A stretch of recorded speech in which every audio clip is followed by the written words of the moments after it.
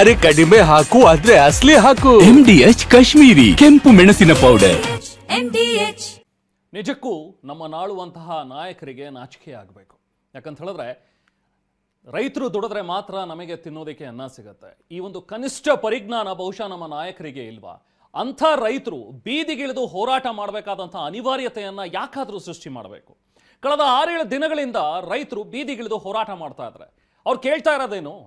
ಬರೀ 3,500 ರೂಪಾಯಿ ನಮಗೆ ಟನ್ನಿಗೆ ಕಬ್ಬಿಗೆ ಒಂದು ನಿಗದಿ ಮಾಡಿ ಬೆಲೆ ಅಂತ ಹೇಳಿ. ಅದು ಕೇಂದ್ರ ಹೇಳಿದೆ. ಆದರೂ ಕೂಡ ನೀವು ನಿಗದಿ ಮಾಡ್ತಾ ಇಲ್ಲ. ಸಕ್ಕರೆ ಕಾರ್ಖಾನೆಗಳ ಲಾಬಿಗೆ ನೀವು ಮಣಿದಿದ್ದೀರಾ ಅಂತ ಹೇಳಿದ್ರೆ ಏನು ಹೇಳಬೇಕು ನಿಮ್ಮ ನಾಯಕರಿಗೆ? ಸೊ ಇದು ರೈತರು ಇವತ್ತು ಆಕ್ರೋಶವನ್ನು ವ್ಯಕ್ತಪಡಿಸ್ತಾ ಇರೋದು. ಇನ್ನು ಮುಂದಿನ ದಿನಗಳಲ್ಲಿ ಮತ್ತಷ್ಟು ಉಗ್ರ ಹೋರಾಟವನ್ನು ಮಾಡ್ತೀವಿ, ಪಂಜಾಬ್ ಮಾದರಿಯಲ್ಲಿ ಹೋರಾಟ ಮಾಡ್ತೀವಿ ಅಂತ ಹೇಳಿ ಈಗ ರೈತರು ಎಚ್ಚರಿಕೆಯನ್ನು ಕೊಡ್ತಾ ಇದ್ದಾರೆ. ಹಾಗಾದ್ರೆ ರೈತರ ಹೋರಾಟದ ಬಗ್ಗೆ ಇವತ್ತೇನೆಲ್ಲ ಡೆವಲಪ್ಮೆಂಟ್ಸ್ ಆಯಿತು ಬನ್ನಿ ನೋಡೋಣ.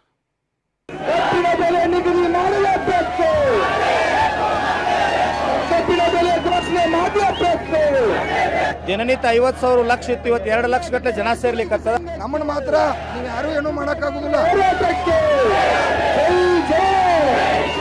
ಪ್ರತಿ ಟನ್ ಕಬ್ಬಿಗೆ 3,500 ರೂಪಾಯಿ ಬಿಲ್ ಕೊಡ್ಬೇಕಂತ ಹೇಳಿ ಅದನ್ನ ದರ ತಗೊಂಡೇ ನಾವು ವಾಪಸ್ ಹೋರಾಟವನ್ನು ಎದ್ದು ಕೇಸಿಂದ 2 ದಿನದಾಗ ಬಿಲ್ ಘೋಷಣೆ ಮಾಡದೆ ಹೋದ್ರೆ ಮುಂದಿನ ಪಿಕ್ಚರ್ ಬಾಕಿ ಬೇರೆ ಐತಿ. ಕಬ್ಬಿನ ಬೆಲೆ ನಿಗದಿ ಮಾಡಲೇಬೇಕು. ರೈತರನ್ನ ಎದುರಾಕೊಂಡ್ರೆ ಸರ್ಕಾರಕ್ಕೆ ಉಳಿಗಾಲ ಇಲ್ಲ, ಸರ್ಕಾರಕ್ಕೆ ಉಳಿಗಾಲ ಇಲ್ಲ. ಕಬ್ಬಿನ ಬೆಲೆ ಘೋಷಣೆ ಮಾಡಲೇಬೇಕು. ಕರ್ನಾಟಕ ವಿಜೇಂದ್ರ ಅನ್ನೋರು ಅಲ್ಲಿ ಹೋಗಿದಾರಂತಂದ್ರೆ ರಾಜಕಾರಣ ಬೇಡ ಅಂತ ಹೇಳಿ ಹೆದ್ದಾರಿ ತಡೆದ ಹೋರಾಟ, ಕಚೇರಿಗೆ ನುಗ್ಗಿ ಪ್ರತಿಭಟನೆ, ವಿದ್ಯಾರ್ಥಿಗಳು ಬೀದಿಗೆ ಇಳಿದಿದ್ದಾರೆ, ವಕೀಲರು ಕೂಡ ಬೆಂಬಲ ನೀಡಿದ್ದಾರೆ, ಮಹಿಳೆಯರು ಮಕ್ಕಳು ಎನ್ನದೆ ಎಲ್ಲರೂ ಅಹೋರಾತ್ರಿ ಧರಣಿ ನಡೆಸುತ್ತಿದ್ದಾರೆ. ಬೆಳಗಾವಿಯಲ್ಲಿ ಹೊತ್ತಿರೋ ಕಬ್ಬಿನ ಬೆಲೆ ಕಿಚ್ಚು ವಿಜಯಪುರ, ಬಾಗಲಕೋಟೆ ಅಂತ ಉತ್ತರ ಕರ್ನಾಟಕದಲ್ಲಿ ಕಾಡ್ಗಿಚ್ಚಿನಂತೆ ವ್ಯಾಪಿಸುತ್ತಿದೆ.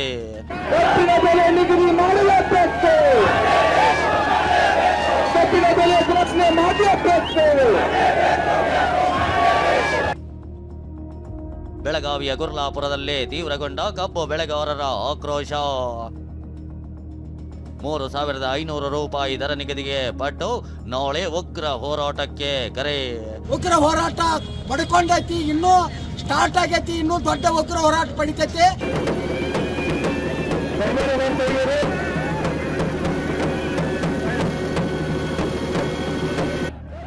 ಪ್ರತಿ ಟನ್ ಕಬ್ಬಿಗೆ 3,500 ರೂಪಾಯಿ ನಿಗದಿಪಡಿಸಲೇಬೇಕು ಅಂತ ಪಟ್ಟು ಹಿಡಿದಿರೋ ಬೆಳಗಾವಿ ರೈತರು ಮೂಡಲಗಿ ತಾಲೂಕಿನ ಗುರ್ಲಾಪುರ ಕ್ರಾಸ್ನಲ್ಲಿ ದೊಡ್ಡ ಹೋರಾಟ ನಡೆಸುತ್ತಿದ್ದಾರೆ.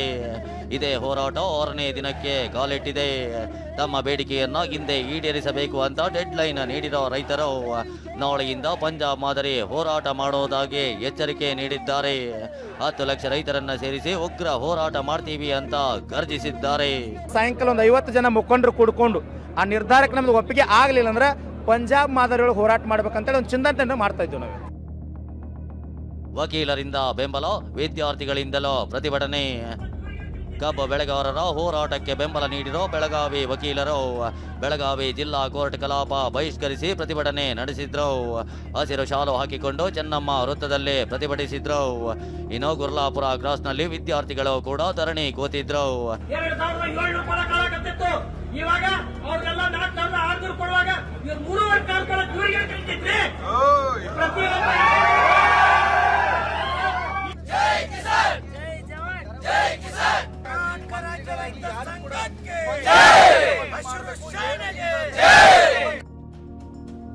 ಹೆದ್ದಾರಿ ತಡೆದ ಪ್ರತಿಭಟನೆ, ಅಥಣಿ ಹುಕ್ಕೇರಿ ಬಂದ್.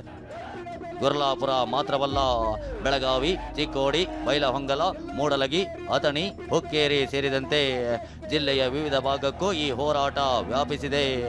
ಗೋಕಾಕ್ನಲ್ಲಿ ಕಾಲೇಜ್ ವಿದ್ಯಾರ್ಥಿಗಳು ಕ್ಲಾಸ್ಗೆ ಹೋಗದೆ ಹೋರಾಟದಲ್ಲೇ ಭಾಗಿಯಾಗಿದ್ರು.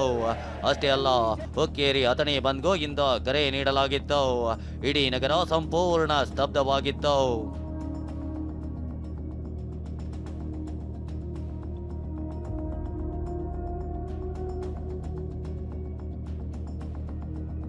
ಬಾಗಲಕೋಟೆ, ವಿಜಯಪುರದಲ್ಲೂ ಕಬ್ಬು ಬೆಳೆಗಾರರ ಪ್ರತಿಭಟನೆ.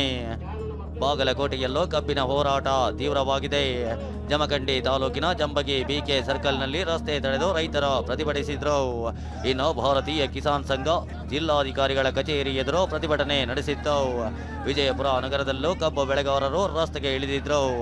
ಗಾಂಧಿ ವೃತ್ತದಲ್ಲಿ ರಸ್ತೆ ಮೇಲೆ ಕಬ್ಬು ಸುರಿದು ಪ್ರತಿಭಟನೆ ನಡೆಸಿದ್ರು.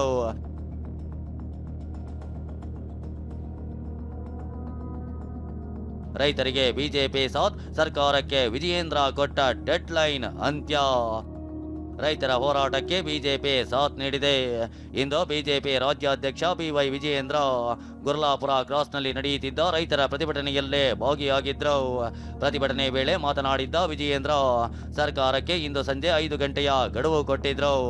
ಗಡುವು ಮುಗಿದ ಕಾರಣ ನಾಳಿನ ತಮ್ಮ ಹುಟ್ಟುಹಬ್ಬದ ಆಚರಣೆಯನ್ನ ರದ್ದು ಮಾಡಿ ಅಹೋರಾತ್ರಿ ಧರಣಿಗೆ ಮುಂದಾಗಿದ್ದಾರೆ. ರಾಜ್ಯ ಸರ್ಕಾರ ನಮ್ಮ ರೈತರ ಕಬ್ಬು ಬೆಳೆಗಾರರ ಬೇಡಿಕೆಯನ್ನ ಕೇಳೋದಕ್ಕೂ ಕೂಡ ಬರೋದಿಲ್ಲ ಅಂತ ಹೇಳಿದ್ರೆ, ಇಂಥ ಲಜ್ಜೆಗೆಟ್ಟ ಸರ್ಕಾರ ಈ ರಾಜ್ಯದ ರೈತರ ಪಾಲಿಗೆ, ಬಡವರ ಪಾಲಿಗೆ ಬದುಕಿದ್ದು ಕೂಡ ಸತ್ತಂತೆ, ಬದುಕಿದ್ದು ಕೂಡ ಸತ್ತಂತೆ. ಜಾಗ ಬಿಟ್ಟು ಹೋಗ್ಬೇಕು ಅಂತ ನನಗೂ ಕೂಡ ಮನಸ್ಸು ಬರಲಿಲ್ಲ.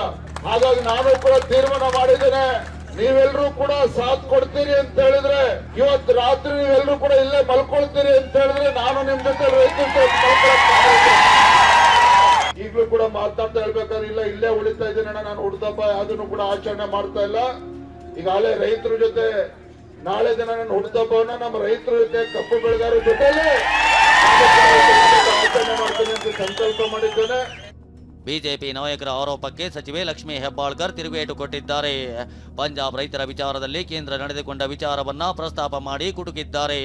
ಈ ರೈತರ ಹೋರಾಟದಲ್ಲಿ ಎಲ್ಲರೂ ಭಾಗಿಯಾಗಲಿ, ರಾಜಕಾರಣವನ್ನು ಬಿಟ್ಟು ರಾಜಕಾರಣ ಮಾಡ್ತೀನಿ ಅಂತ ಭಾಗಿಯಾಗೋದು ಬೇಡ. ಬಿಜೆಪಿಯವರ ರೈತರ ಪರವಾದಂಥ ಕಾಳಜಿ ನಮಗೆ ನಿಮಗೆಲ್ಲರಿಗೂ ಗೊತ್ತು. ಕೇಂದ್ರದಲ್ಲಿ ನರೇಂದ್ರ ಮೋದಿ ಅವರ ಸರ್ಕಾರ ರೈತರ ಹೋರಾಟವನ್ನು ಹತ್ತಿಕ್ಕಲಿ ಏನೆಲ್ಲ ಮಾಡಿದ್ರು, ಎಷ್ಟು ಜನ ತೀರ್ಕೊಂಡ್ರು, ಅದೆಲ್ಲ ತಮ್ಮೆಲ್ಲರ ಎದುರುಗಡೆ ಇದೆ. ಕರ್ನಾಟಕ ರಾಜ್ಯದಲ್ಲಿ ಬಿಜೆಪಿಯವರು ವಿಜಯೇಂದ್ರ ಅನ್ನನವರು ಅಲ್ಲಿ ಹೋಗಿದಾರಂತಂದ್ರೆ ರೈತರ ಪರವಾದಂಥ ನಿಜವಾದ ಕಾಳಜಿ ಇರಲಿ, ರಾಜಕಾರಣ ಬೇಡ ಅಂತ ಹೇಳಿ.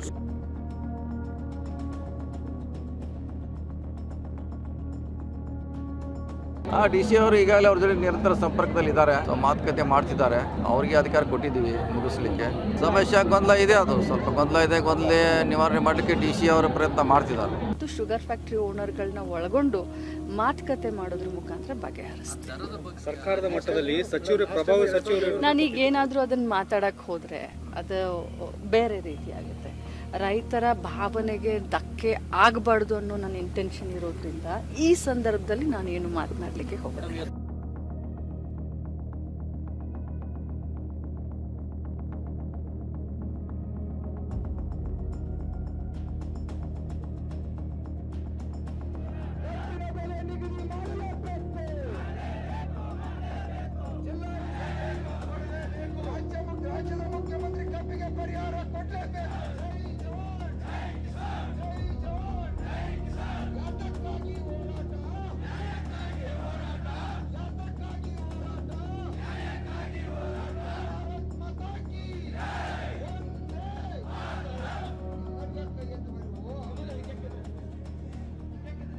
ಈ ಮೀಡಿಯಾ ಮುಖಾಂತರ ಶುಕ್ರವಾರ ದಿನ 7ನೇ ತಾರೀಕ ಇಡೀ ರಾಜ್ಯವ್ಯಾಪಿ ಬೆಂಗಳೂರಿಂದ ಹಿಡಿದ ಬೆಳಗಾವಿ ಮಹಾರಾಷ್ಟ್ರ ಬೌಂಡ್ರಿವರೆಗೆ ಸುಮಾರು 50 ಲಕ್ಷ ಜನ ಕಬ್ಬು ಬೆಳೆಗಾರರು, ರೈತ ಪರ ಸಂಘಟನೆಗಳು, ದಲಿತ ಪರ ಸಂಘಟನೆಗಳು, ಕನ್ನಡ ಪರ ಸಂಘಟನೆಗಳು, ವಕೀಲರ ಸಂಘಟನೆಗಳು, ಇಡೀ ನಾಡಿನಲ್ಲಿರ್ತಕ್ಕಂಥ ಊಟ ಮಾಡ್ತಕ್ಕಂಥ ಎಲ್ಲಾ ನನ್ನ ರೈತ ಬಂಧುಗಳು ಬೀದಿಗೆ ರಾಷ್ಟ್ರೀಯ ತಯಾರಿಗೆ ಬರ್ತಾರೆ. ಮಾಜಿ ಸೈನಿಕರು,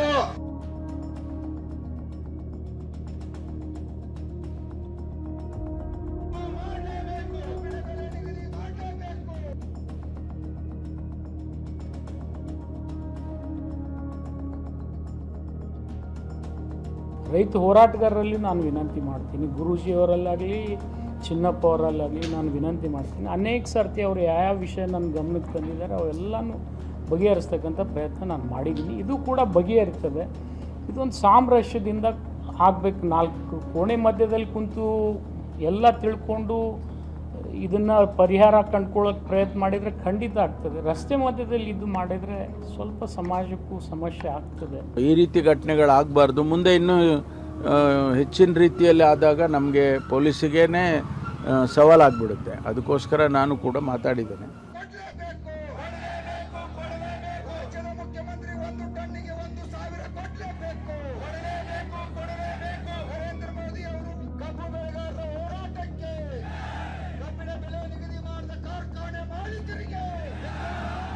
MDH ನ ಕಿಚನ್ ಅಲ್ಲಿದ್ರೆ ನಾವು ಎಲ್ಲವನ್ನು ಮಾಡಬಹುದು. ಬೆಂಗನ್ ಕಾ ಬರ್ತಾ, ಆಲೂ ಗೋಬಿ, ಭಿಂಡಿ ಮಸಾಲಾ, ಇನ್ನೂ ಬಹಳಷ್ಟು.